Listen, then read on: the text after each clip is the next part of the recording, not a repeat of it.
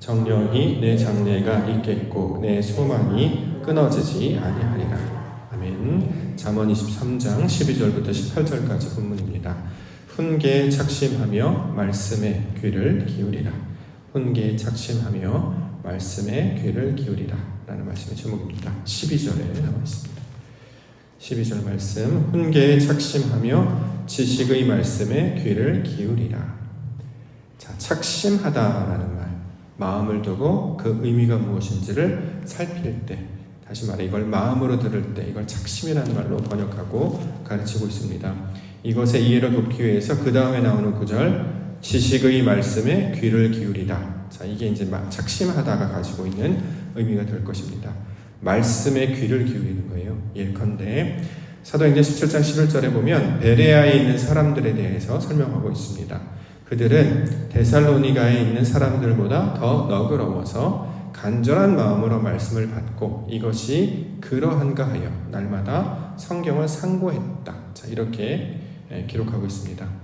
마음이 훨씬 더 넓어서 간절한 마음으로 말씀을 받고 그 말씀을 통해 하나님의 뜻이 무엇인지를 날마다 찾고 구하며 이렇게 말씀을 생각하며 마음 가운데 두는 것. 자, 이것을 착심의 말로 우리가 이해할 수 있을 것입니다. 쉽게 얘기해서 하나님의 뜻이 무엇인지를 찾는 것이 되겠죠. 하나님이 기뻐하시는 뜻, 아버지가 원하시는 뜻이 무엇인지를 우리가 날마다 생각하며 이것을 붙잡고 나아갈 때 이것을 훈계에 착심하며 귀를 기울이는 모습으로 이해할 수 있을 것입니다. 지난 주일에 우리가 말씀 나누고 나서 이제 제가 우리 집사님하고 말씀 나눔을 했었는데요. 기도 제목이 무엇이냐라고 물었더니 우리 집사님이 기도 제목을 주셨습니다. 그 기도 제목 무엇이었냐면 교회에서만 예배자가 되는 것이 아니라 직장에서도 예배자가 되기를 원합니다.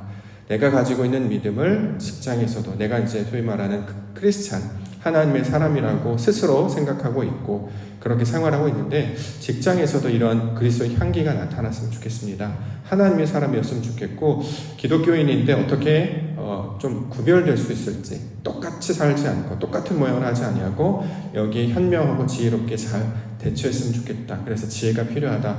이런 기도 제목을 주셨습니다. 이제 중간 관리자가 되셨나 봐요. 위로는 따라야 될 상사가 있고 또 밑으로는 또 관리해야 될 또 팀원들이 있는 것 같아요. 중간에 그런데 보니까 이 상사가 그 밑에 있는 팀원을 탐탁치 않게 여기시는 것 같다. 별로 좋게 생각하는 것 같지 않다. 그래서 어떤 것들을 이제 행하려고 할 때 그때 이제 중간에 있는 사람으로서 어떻게 해야 될지 되게 고민스럽다. 그 고민을 그 이야기를 했습니다. 세상에 나가게 되면 세상의 가치관이나 직장을 다니면 이제 이익이 목적이고 또 소위 말하는 실용적인 생각들을 많이 하기 때문에 이렇게 하는 것이 더 유익하다, 저렇게 하는 것이 더 유익하다 판단할 수도 있는데 그래도 그것 가운데 하나님의 사람이기 때문에 좀 특별하게 반응을 하고 싶다.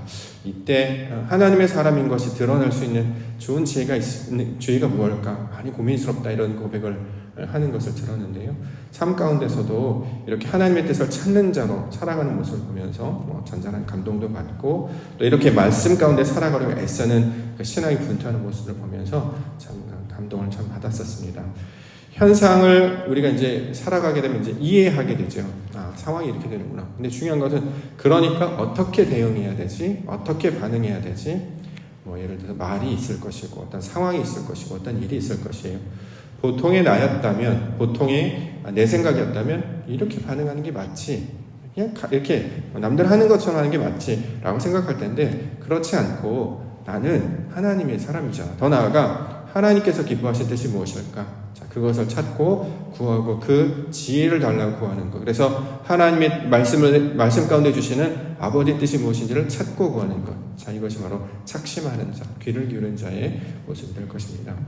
다니엘을 한번 생각해 볼 수 있죠. 다니엘이 바벨론에 끌려갔어요. 그러면 당시에 이제 최고의 소위 말하는 세상의 모든 권세를 다스리는 이제 소위 말하는 제국 같은 국가였기 때문에 그곳에 맞는 모양으로 살아갈 수 있겠죠. 그런데 다니엘은 뜻을 정하여 이런 말을 합니다. 뜻을 정했다. 그냥 휩싸이고 살아가는 그 어떤 세상 사람들의 어떤 그런 것 가운데 또는 바벨론의 어떤 통치 이념이나 그들의 신앙 가운데 동화되거나 따라갈 수도 있었음에도 불구하고 뜻을 정하여, 그러니까 하나님의 사람인 것을 잊지 아니하고 하나님께서 판단하실 것이다 라는 것 가운데 왕이 내려주는 진주성찬을 거부했다, 이렇게 이야기하기도 합니다. 자, 우리가 이제 하나님의 사람이기 때문에 해야 하는 일, 이것들을 이제 생각해 보자라는 것이죠. 우리가 이제 신앙의 어떤 모양만 흉내내는 것이 아니라 정말 하나님의 뜻이 무엇일까? 세상에 많은 기독교인들이 더 요즘에 뉴스에 더 많은 기독교인들이 등장하고 교회가 얘기가 나오고 뭐 목사님들 다양한 이름들이 나와요. 이제 안타까운 건 좋은 소식으로 이제 등장하는 게 아니라 많은 사람들은 이제 손가락질을 받거나 비판하고 비평의 이제 대상으로 나타나게 된다는 거죠. 왜 저런 모습을 할까? 정말 저기 하나님이 원하시는 것일까? 그런 고민이 아니라 어떤 사람들의 생각이라든가 사람들의 어떤 선동이라든가 어떤 정치적 목적이라든가 이런 것들에 섞여 있기 때문에 하나님이 기뻐하시는 뜻을 찾기보다는 사람들이 하는 일 또는 어떤 사람들의 목소리에 휩쓸리는 것은 아닌가, 이런 생각을 해보게 되었습니다. 다시 한번 하나님의 뜻을 우리가 찾고 그 가운데 하나님의 사람으로 어떻게 살아가야 되는 것인가, 이것을 오늘도 말씀 가운데 붙잡고 기도 가운데 나아가는 시간 되기를 소망합니다. 자, 처음 나오는 단어가 이제 아이를 훈계하라 이런 말이 나오는데요. 13절 14절. 아이를 훈계하지 아니하려고 하지 말라. 채찍으로 그를 때릴지라도 그가 죽지 아니하리라. 내가 그를 채찍으로 때리면 그의 영혼을 수월에서 구원하리라. 자, 아이를 훈계하기 위해서 채찍마저도 아끼지 말라. 여기에 보면 이제 이 문자 그대로 받아들여서 아이를 가르치거나 자식을 훈계할 때 매를 대거나 채찍으로 때려도 좋다. 그래서 이제 가끔 그래서 제가 이제 어렸을 때도 이런 이야기를 들었던 기억이 나요. 그래서 그때 그게 과연 맞나 이런 생각을 한 적이 있었는데, 자녀가 말을 듣지 않는다, 자식을 말을 듣지 않는다. 그런데 성경에 보니까 여기 보니까 채찍으로 때려도 안 죽는다고 한다. 그래서 때려도 좋다, 이렇게 이제 받아들인단 말이죠. 성경을 오해하기 때문에 그런 일이 나타난다고 생각합니다. 여기서 이제 아이를 훈계하라는 말이 무슨 뜻이라고요? 우리가 어떻게 번역합니까? 말씀은 하나님과 나와의 관계라는 거예요. 우리가 딴 걸 하는 게 아니라 하나님이 주신 말씀을 내게 받아들인다라는 것입니다. 그럼 성경에서 나오는 아이는 누굽니까? 나예요, 나. 하나님이 아버지고 우리가 아이잖아요. 근데 성경을 아이라고 말하는 것은 아직은 자기 스스로 이런 것들을 감당하지 못하는 미숙한 상태를 나타낸 말이라는 거죠. 그래서 때린다라고 하는 말은 이제 타격을 주다, 매를 들다 이런 말이라기보다 가르치다, 배우게 하다 이런 말로 우리 가운데 가르쳐주고 있습니다. 우리가 아직도 신앙이 어린 상태라는 거예요. 젖먹이와 같이 누가 먹여줘야지만 먹을 수 있는, 스스로는 이것이 하나님의 뜻이 무엇인가를 판단하지 못하고 자꾸 자기의 생각, 자기의 어떤 욕망이나 자신의 경험이나 미숙한 상태에 판단하거나 하는 것을 성경은 아이라고 이야기한단 말이죠. 근데 그 아이를 주님께서 가르치시고 성장시키셔서 장성한 자의 분량까지 키우는 일을 말하고 있기 때문에 이거를 문자 그대로 받아서 예를 들어서 자녀를 훈계하는데 이제 이걸 사용한다거나 이런 오용이 없도록 우리가 이제 살펴야 될 것입니다. 이런 것과 좀 비슷한 개념으로 땅을 정복하고 다스리라 라는 말이 창세기에 등장하기 때문에 기독교 국가들이 다른 미개한 나라들의 다른 어떤 족속들을 침략하거나 그것을 다스리기 위해서 이제 전쟁을 벌이는 걸 당연한 그 근거로 이제 오용해 왔잖아요. 그런 뜻이 아니었다라는 것을 우리가 성경을 통해 다시 확인을 했습니다. 땅을 정복하라는 것에서 그 땅은 물질적인 땅, 세상 가운데 나타난 땅이 아니라 우리 마음밭을 가리키는 말이었죠.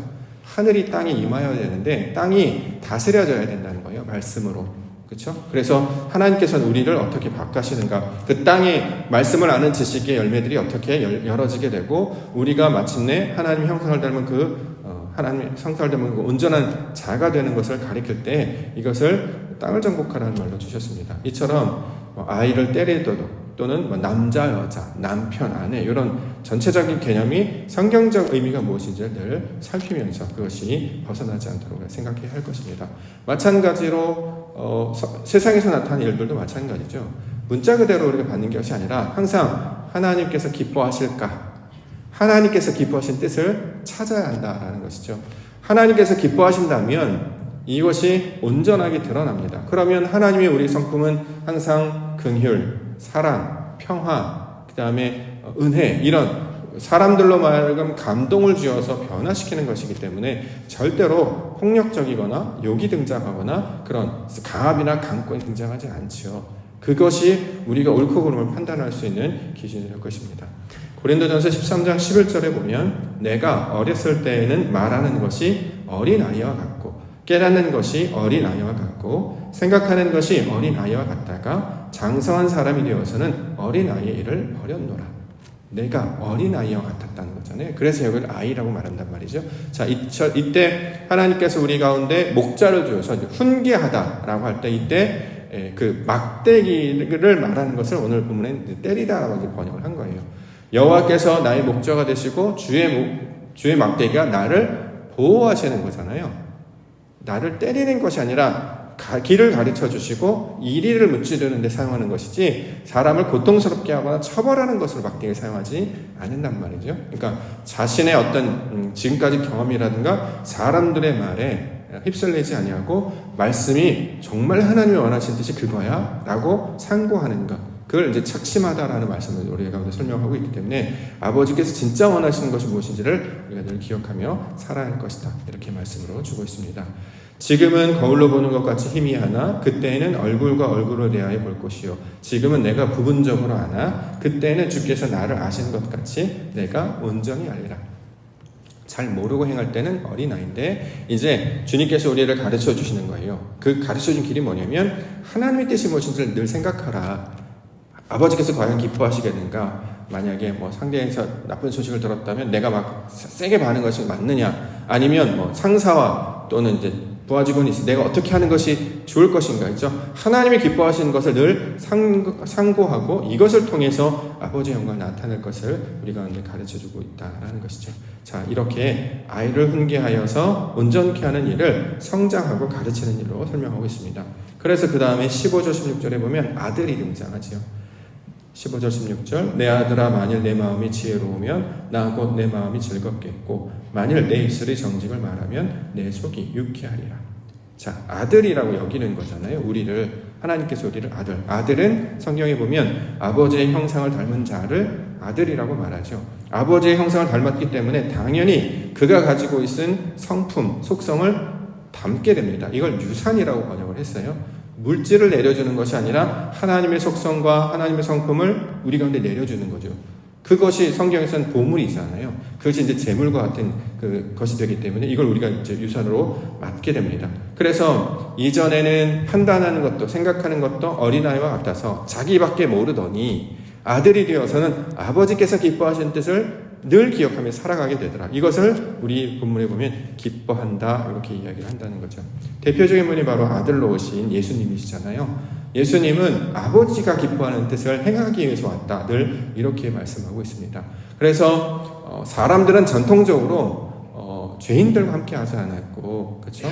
예를 세리들과 어울리지 않았습니다. 왜 그러냐면 사람들이 그렇게 하니까. 세리들은 원래 나쁜 사람이다. 죄인들은 가까이 하면 안 된다. 그렇게 사람들이 그렇게 사람들이 가르치고 그렇게 살았습니다. 근데 예수님은 오히려 죄인들과 같이 있었고 세리들과 함께 밥을 먹기도 하고, 자, 항상 낮은 자들과 함께 했단 말이죠. 왜 그러냐면 그런 율법, 사람들의 어떤 전통이나 유산을 따른 것이 아니라 아버지께서 기뻐하신 뜻을 행하는 거야. 그래서 그들 가운데 아주 독특한 모습으로 사셨죠. 그래서 손가락질도 받고 사람들의 미움을 받기도 하지 않았습니까? 그런데 놀랍게도 그렇게 진리 안에서 아버지께서 기뻐하실 뜻을 살아가게 되면 이것이 성경은 아들이다 이렇게 이야기를 하는 것이죠. 저와 여러분들도 지금 이 모양으로 우리 가운데 설명하고 있는 것입니다. 똑같이 살아갈 것이냐, 아버지의 뜻을 따라갈 것이냐, 이게 우리에게 아들의 이름으로 주시는 하나님의 뜻이 되고 있습니다. 17절 18절 내 마음으로 죄인의 형통을 부러워하지 말고 항상 여호와를 경외하라. 정령이 내 장래가 있겠고 내 소망이 끊어지지 아니하리라. 자, 형통이라는 단어가 나왔는데, 형통, 잘되다, 잘됐으면 좋겠다. 우리도 인사할 때 항상 잘됐으면 좋겠다 이렇게 얘기하잖아요. 성경에서 말할 때 형통은 이제 어떤 의미냐면 하나님이 함께 하셔야 그것이 형통이고 그것이 잘 되는 거죠. 문제가 풀리고 세상에 어떤 것들이 풀려지는 게 형통이 아니고 상황은 풀릴 수도 있고 안 풀릴 수도 있어요. 우리는 풀리면 형통이라고 말하고 안 풀리면 이제 재수 없다 이렇게 얘기하거나 능력이 없다 이렇게 했어요. 근데 성경 그게 아니라 풀려도 하나님 때문이고 그렇지 않아도 하나님 때문이고, 그래서 하나님의 것을 찾게 되는 그런 상태를 성경은 형통이다 이렇게 번역을 하고 있습니다. 대표적인 사람 한 명이 바로 요셉이었죠. 요셉, 애굽으로 팔려갔지 않습니까? 보디발의 집에서 일을 했습니다. 심지어는 감옥에 갇히기도 했습니다. 그런데 그를 성경에서는 형통한 자다 이렇게 이야기합니다. 왜냐하면 하나님께서 그와 함께 하셨기 때문에. 그렇게도 놀랍게도 감옥에 갇히는 그 인생의 밑바닥, 그 억울함의 끝판 가운데 버려져 있는 상태에 있음에도 불구하고 그는 꿈을 꾸는 자로 나타나게 되는 거죠. 소망을 갖는 자, 하나님을 향하여 소망을 품고 꿈을 꾸는 자로 설명하고 있습니다. 즉, 이 모든 것들을 통해 하나님이 하실 것을 기대하는 자였기 때문에, 그래서 항상 여호와를 생각하며 우리 하나님이 어떤 분이신지를 아는 자였기 때문에 여기 18절 장래가 있겠고 소망이 끊어지지 아니한다. 자, 이렇게 설명하고 있습니다. 현실을 보면 자꾸 낙심할 수밖에 없어요. 눈으로 보면 내 욕망이 채워지지 않는단 말이죠. 사방이 우겨섬을 당하는 것 같고 상태가 좀 더 나아져야 되는데 왜 더 안 좋아지는 것 같이 보이지? 예를 들어서 2월 우리가 2월 달에 우리가 세달 새벽 예배를 했어요. 그때 18명이 참여를 하셨거든요. 3월 달이 됐습니다. 마침 또 휴일이기도 해요. 그러면 한두 명이라도 더 늘을 것 같은데 안 그러더라고요. 숫자가 똑같아요. 신기하다. 어떻게 숫자가 똑같지? 네. 이제 목회자 담임 목사 입장, 그래도 한 명이나 늘었으면 좋겠다 이런 마음도 들고, 그러니까 똑같은 분이 한 명만, 그러니까 예전에 계셨던 분의 한 사람만 새로운 멤버로 바뀌었고 나머지는 똑같은 인원들이더라고요. 교회 사용왕이 매번 이런 느낌이 들어요. 잘 안 변하는 것 같단 말이죠. 어떨 때는 성장이 더디는 것 같기도 하고, 늘 어쩔 때는 막 염려가 되기도 하고 그런 생각이 듭니다. 자, 그런데 이제 그러면 어떤 일이 벌어지면 현장을 바라보고 미를 바라보고 상황을 바라면 상황이 나아지지 않기 때문에 인간적인 마음은 뭐랄까요, 절망이기도 하고 때로는 낙심이기도 하고 또는 한편으로는 불만이기도 하고 또 이렇게 끌어오르는 마음도 있고 어떻게 뭘 해야 되나 이런 생각이 든단 말이죠. 근데 말씀을 생각하면 여호와를 경외해야 된다. 자꾸 이렇게 이 말씀을 우리 가운데 주신단 말이죠. 그래서 어떻게 증거로 나타나요? 그래서 소망을 갖게 되는 것인가? 이게 내 안에 들어오면 여호와를 경외하는 것이고, 만약에 소망을 말하지 아니하고 절망이나 낙심이나 좌절들을 생각하거나 남 탓, 다른 사람의 어떤 그런 원인을 찾아서 뭔가를 타격하려고 할 때 그것은 하나님을 향한 마음이 아니다. 이렇게 이야기를 하고 있단 말이죠. 그럼에도 불구하고 우리가 18명이었어요. 그러면 4월 이제 또 세달 새벽을 꿈꾸면 그때도 18명만 됐으면 좋겠다. 또 그런 생각이 바뀌게 되죠. 네.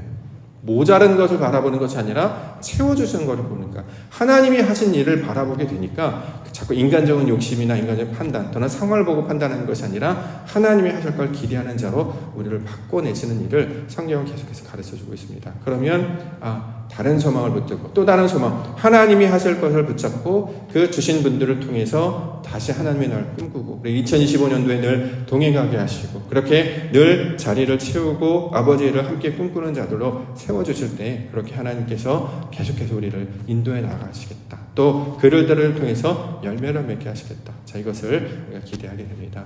예전에 그거보다 더 적은 숫자가 모였을 때도 감사하면서 기뻐하면서 하나님 감사하고 찬양했습니다. 하물며 그것으로 사람의 욕망이나 욕심으로 채워내지 않고 하나님이 하신 일을 바라보며 기대하는 것. 그렇게 이 교회를 사랑하시고 그 가운데 영혼들을 보내주셔서 채워주시는 그 하나님의 은혜, 이것을 바라보며 나아가면 우리가 날마다 입술 가운데 소망으로, 찬송으로, 감사로, 영광으로 나타나게 될 줄 믿습니다. 이것을 마음 가운데 새기며 우리가 마음을 하나님께 두는 것, 귀의 말씀에 귀를 기울이는 것, 세상이 어떻다, 내 생각이 어떻다, 이것이 아니라 우리 하나님 기뻐하시는 뜻, 여기에 마음을 두며 나아갈 때 우리에게 새로운 소망을 갖게 해주실 줄 믿습니다. 그렇게 하나님을 소망을 품으며 소망을 한다 나아가시는 성도님들 되시기를 주의 이름으로 축원합니다. 기도하겠습니다.